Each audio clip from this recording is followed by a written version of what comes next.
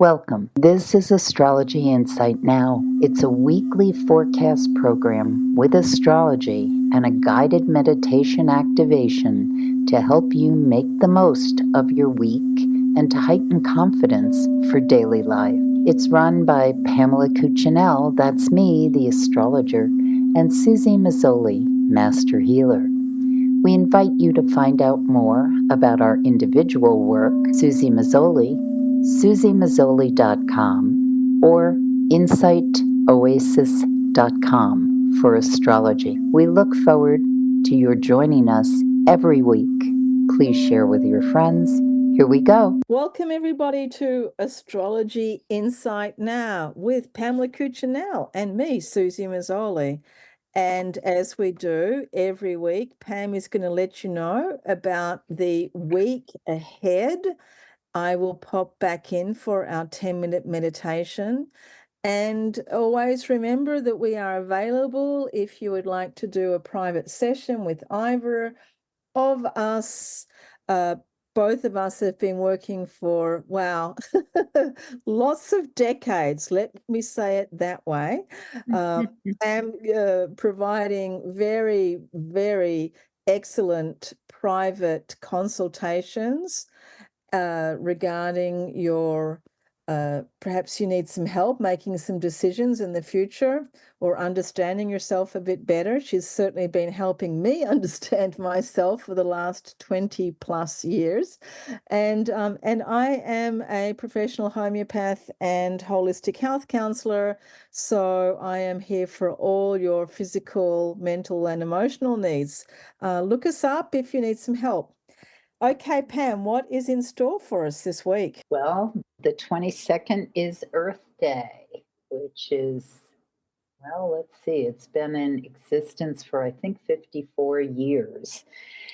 And it would be nice in 2024 if people had more acknowledgement of it or understanding of its value. As I look at the 22nd, what I see is the moon is in the sign of Libra. One thing I want to mention as we open this week is that Mercury will be going direct later in the week. So when Mercury has slowed down and will start to change direction from Earth's perspective, things kind of ideally slow down. So we want to really savor, look at, check, edit, go over carefully. In general, when Mercury's retrograde, we want to do that anyway.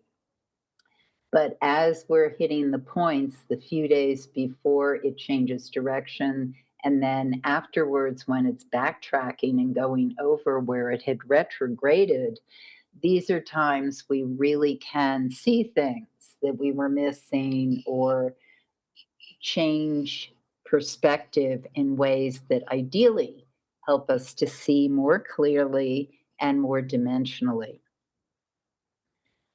The other thing that's going on with that moon in the sign of Libra is that it will be in hard aspect to Venus. Now, this is not ideal for Earth Day, which started in the United States but has spread to be an international occurrence. And the other thing I notice is Passover begins.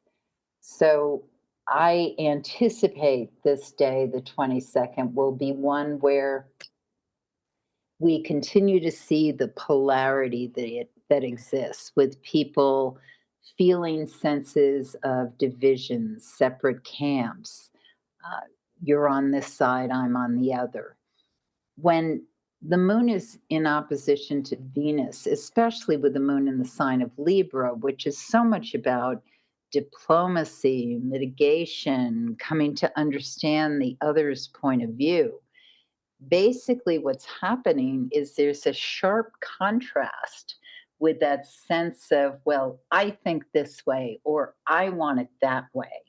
And I feel safe when this happens. So if you have a sense or you find yourself in conversations or situations where there's a lot of, well, it feels like adversity or people just not sitting down at the table, and really having a dialogue, a meaningful dialogue, then what may be of value is to observe and parrot back, which I mention many times during these recordings because it's so helpful. It's imago therapy. It's a way of mirroring what you hear the other person say. So when someone says to you, well, I believe this, or this is the situation, and nothing can get in under the, the surface of that assertion, then it's valuable to mirror back and say, well, I hear you say that you believe this, and this is an absolute. So, with that understood, we are not able to reach any common ground or come to a sense of what might bridge this situation.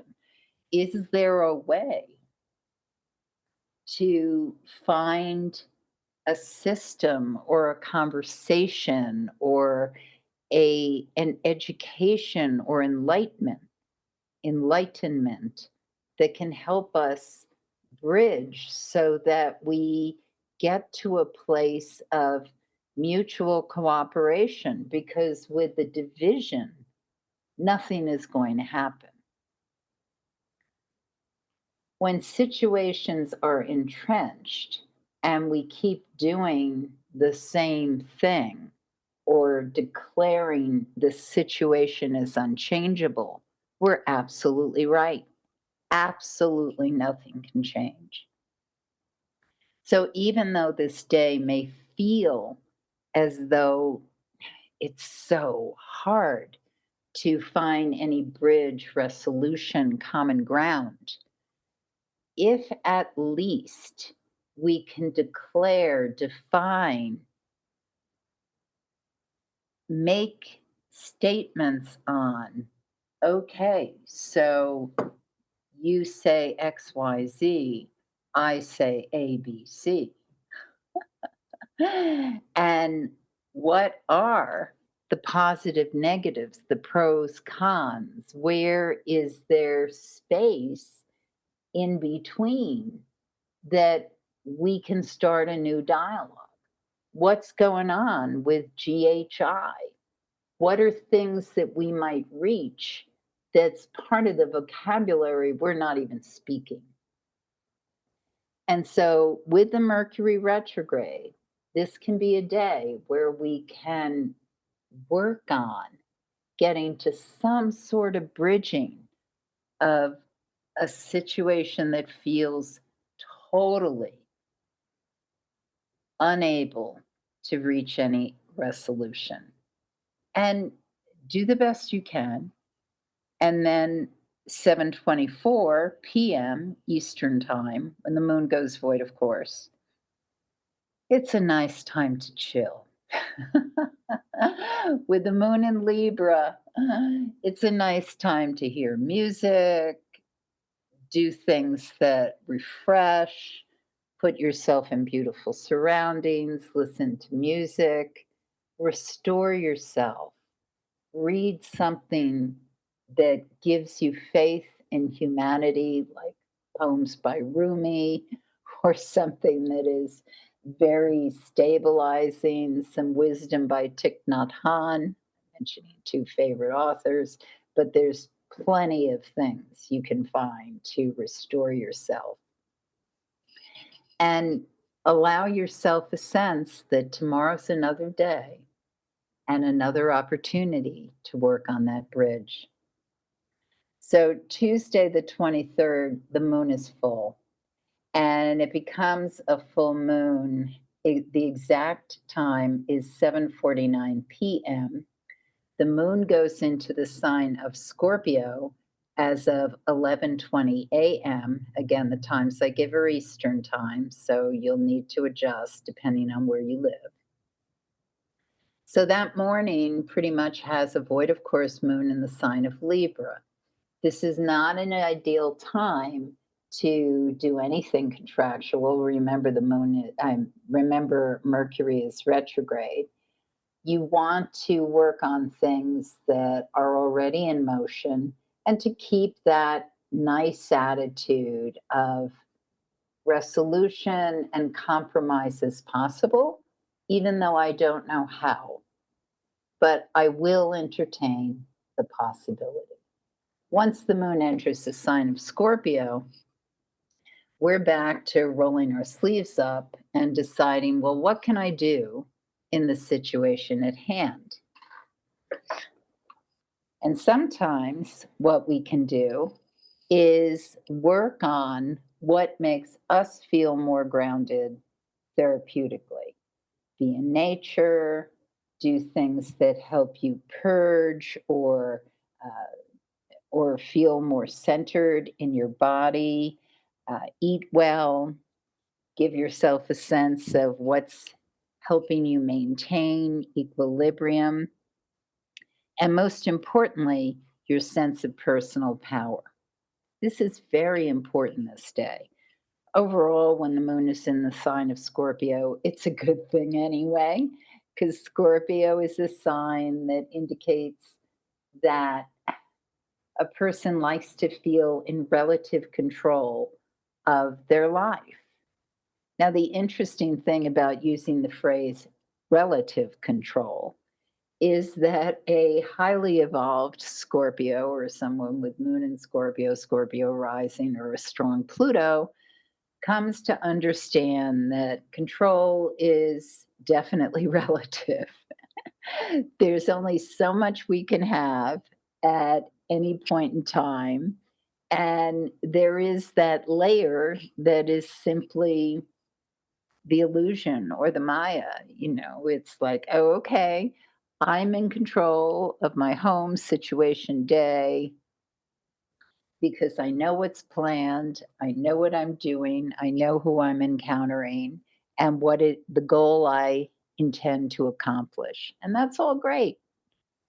But life sometimes can bring something in that wasn't quite in plan.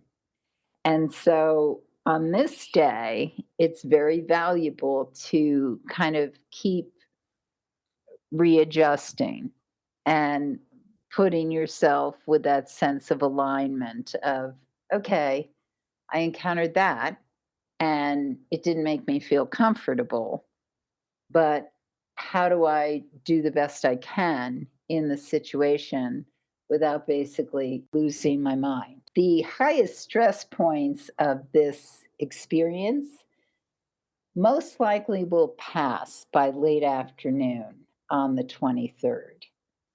And so think of it this way, we're approaching that full moon where the sun in the sign of Taurus is lighting up the moon in the sign of Scorpio. So what's happening is we are moving with things we physically have a sense we can accomplish, do, what our surroundings are, what we're in control of. Think of Taurus, earth energy, the bull, moving itself through space and accomplishing slowly what it is it wants to achieve. And with that sun energy, that solar energy, we are going to experience the moon lit up in the sign of Scorpio. So it's infused with Earth's manifestation, which can allow really ultimate transformation because Scorpio is a sign that's about transformation, how we shapeshift through our lives, how we adapt, how we live many lives in one life. And the more scorpionic or plutonic a person is, the more this is their life experience. People who just live a certain way and then it's over and they decisively move into yet another way of doing life. It doesn't mean that they totally become new people, but they're able to move by and totally, well, I think of the word is, I think of compost and recycle, rebuild, and create something new that is very different than how they might have lived life 20 years ago, 30 years ago. Those are the people who are very transformational. And they can move through life in a way that seems very decisive or dismissive, depending on someone's perspective of who they are and what they're doing.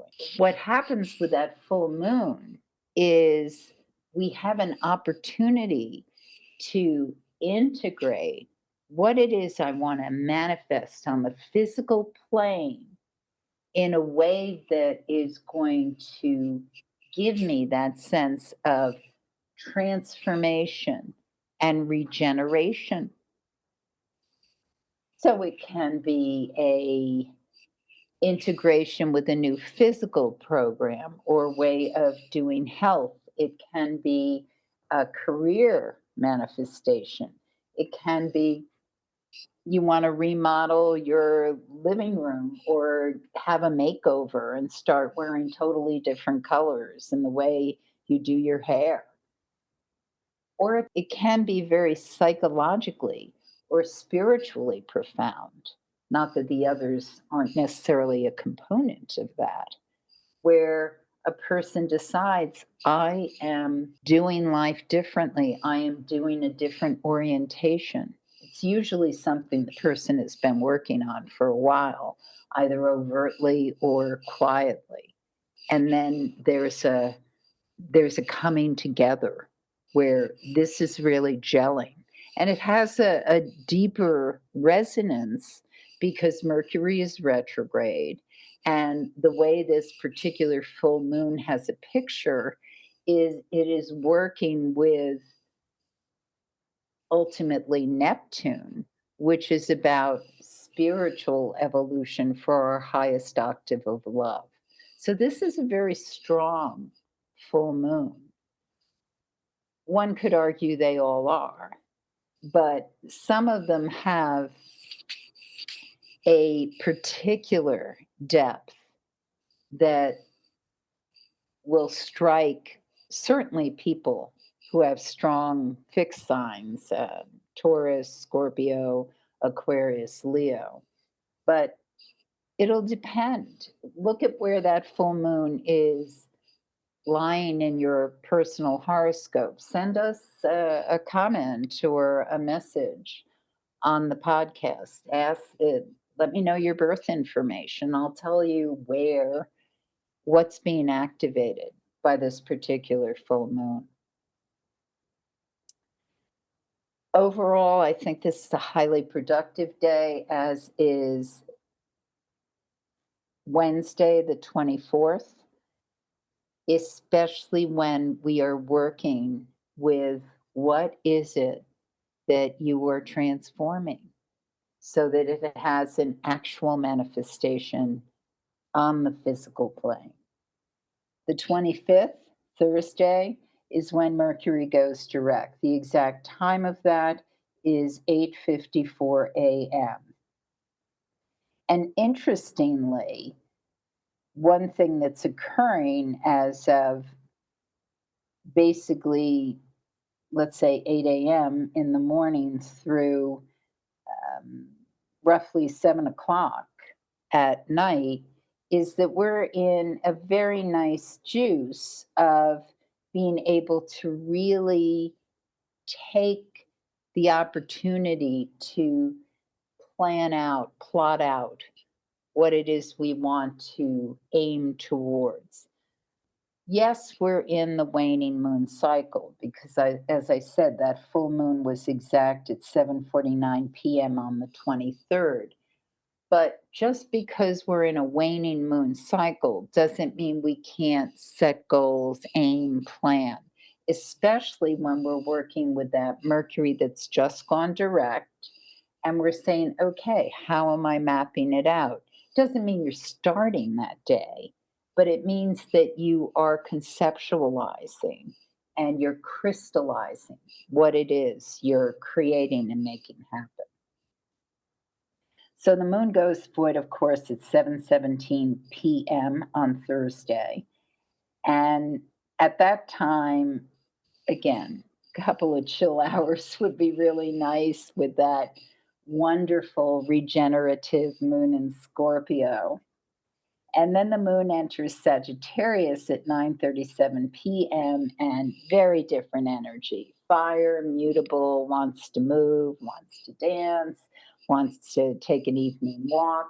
And all this is good if that's energetically who you are. If you're more of an early morning person, you want to wind down, then do that or be in the process of doing that before that moon in Scorpio. I mean, before that moon in Sagittarius rushes in. So the next day, the 26th into the 27th, both these are pretty high action days. We're feeling liberated because there's this momentum that's happening with the sense that Mercury is now moving forward. And the fire moon just really wants to do what it wants to do, move, take action, connect. The thing about a moon in Sag, especially on, well, both Friday and Saturday, if you have a lot of Sag energy, um, then, or a lot of fire energy, but basically, specifically Sag, this these couple of days can be very blurting out, um, saying things without that sense of how they're delivered. And so it really, really behooves us to remember that Mercury is still moving slowly, it's backtracking.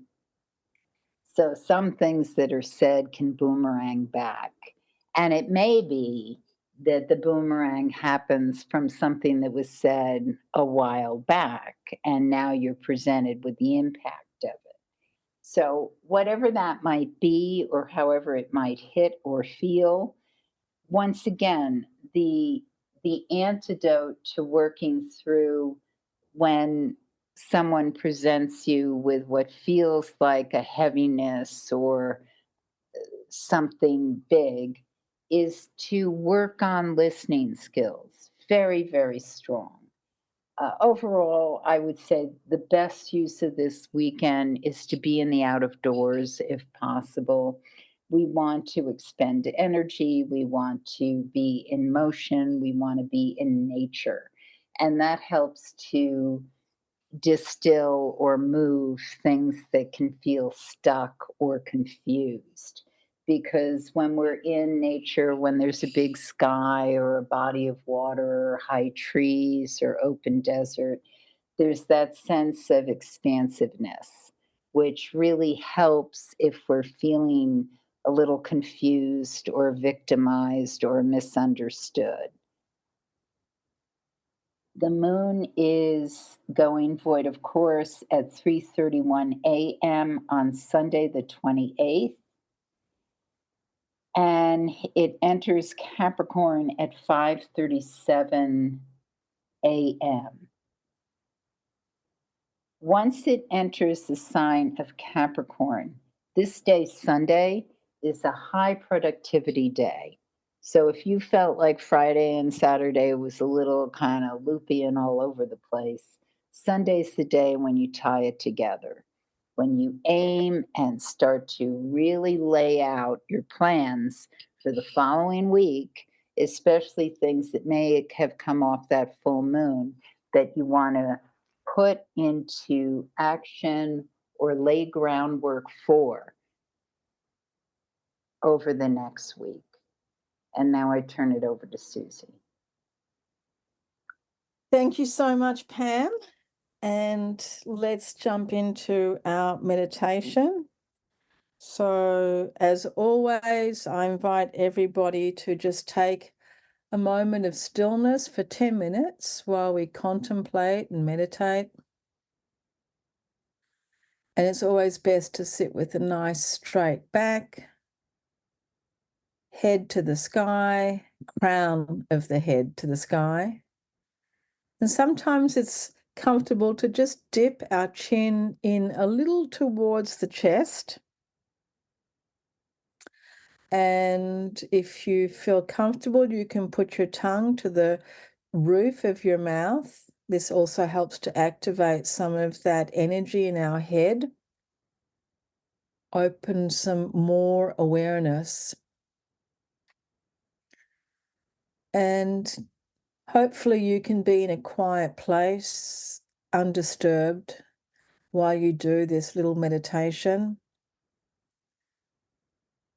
And most of the time, a lot of us spend energy on being safe or being protected or being comfortable, depending on where we live or what we do, what our business is, what our private life is like. A lot of us might have lots of guards up, lots of protective layers. And as a healthcare person, I see this represented in a lot of different presentations on the physical level. For example, mucus is something that protects our body from the outside, and we have all this mucus lining in our nose, in our tummy, all these places, so that there is a lining between the world or what's inside our stomach or what we're breathing in. And so a protection or a boundary between the inside and the outside. So sometimes it's really interesting to look at what are our physical complaints, what are our physical discomforts, where we have pain, and really look at how that relates to the rest of our life, to our personality, how we're feeling, how we're experiencing the world. That's something that we do. We can look at just in a very simple meditation. Where is my body? Where is it in space? How do I feel in my body? How do I feel in this world? How does my mental or emotional or even spiritual outlook become manifested or reflected in my physical body? So as we're sitting here now, really allow that space to open up so that you can understand and see your body through this lens. Like, what am I experiencing? How does this affect me? And how does it affect my life? And perhaps if we allow ourselves just for a few moments to be really open, to be very vulnerable, and really look at ourselves. Most of the time, we're way too busy to look at ourselves, to sit down, to even think about it. But just for a few moments, take the time now. Know that the body, the mind, there is an absolutely undeniable connection. The body, mind, and spirit. We categorize it and perhaps oversimplify it and put it into all these different categories, all these different boxes. But really, it is all one energy field that is just manifesting on different levels, on different planes, on different frequencies, some of them which are tangible and physical, and some of them which are experienced through thought or through feeling.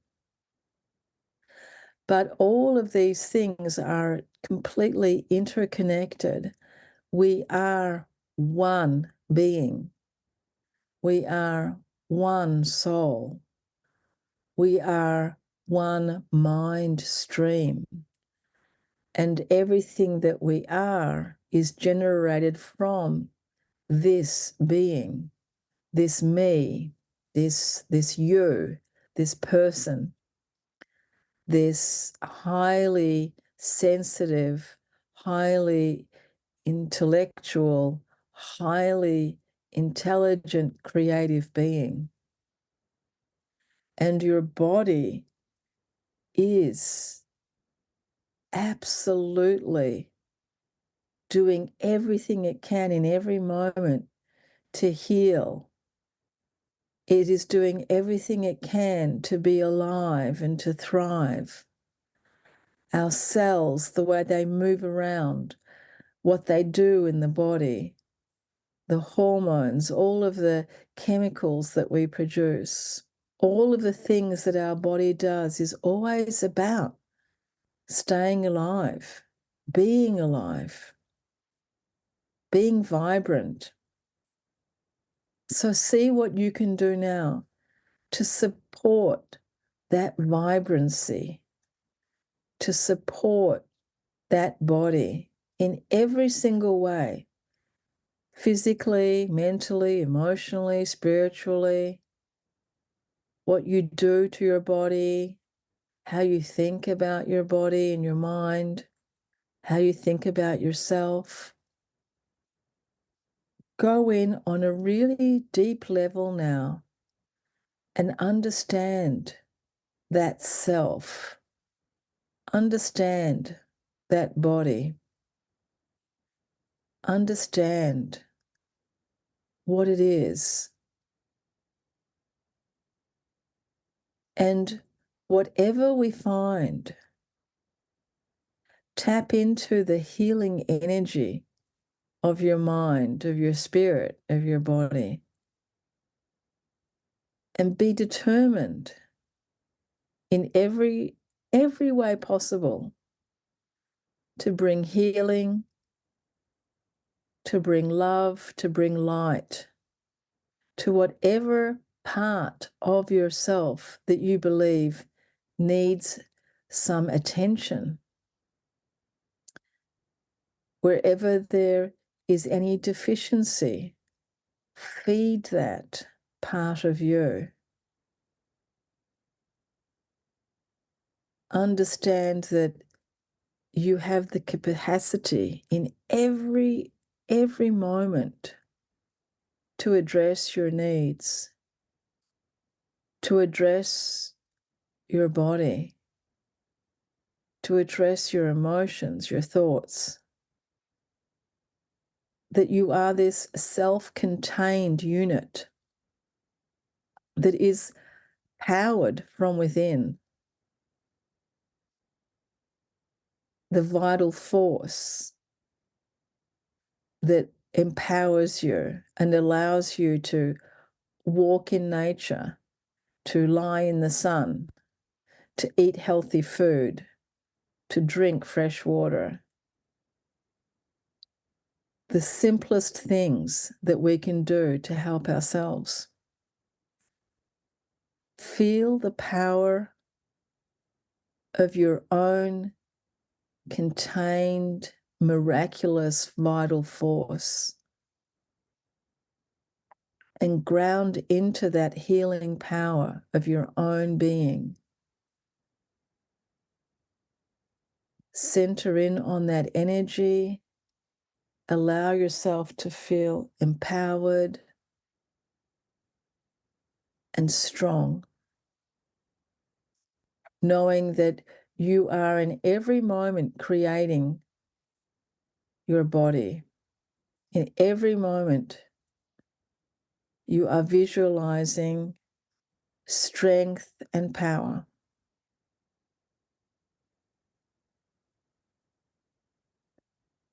Thank you, everyone, for joining us. Gently open your eyes, take that strength and hold it. Be with it. Know that it is there all the time.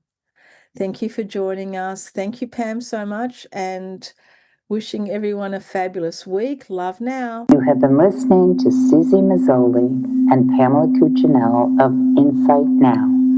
If you've enjoyed this program, consider a donation. A link for that at astrologyinsightnow.com. We invite you to join us again for next week's podcast.